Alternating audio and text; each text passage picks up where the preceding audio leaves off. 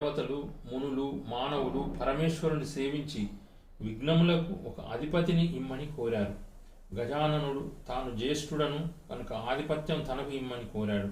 గజాననుడు మరుగుజ్జువాడు, అనర్హుడు, అసమర్థుడు కాబట్టి ఆధిపత్యం తనకే ఇవ్వాలని కుమారస్వామి తండ్రిని వేడుకున్నాడు. అందుకు శివుడు తన కుమారులను ఉద్దేశించి, మీ ఇరువురిలో ఎవరు ముల్లోకములలోని పవిత్ర నదులన్నింటిలో స్నానం చేసి ముందుగా నా వద్దకు వస్తారో వారికి ఈ ఆధిపత్యం లభిస్తుందని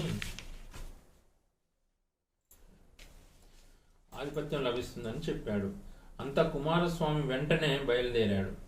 గజాననుడు అచేతనుడయ్యాడు. మందగమనుడైన తాను ముల్లోకాల్లో నదులన్నింటిలో వేగంగా స్నానం చేసి రావడం కష్టసాధ్యమని తరుణోపాయం చెప్పమని తండ్రిని వేడుకున్నాడు. వినాయకుని బుద్ధి సూక్ష్మతకు మురిసిపోయిన శివుడు నారాయణ మంత్రాన్ని అనుగ్రహించాడు. నారములు అనగా జలములు. జలములన్నీ నారాయణుని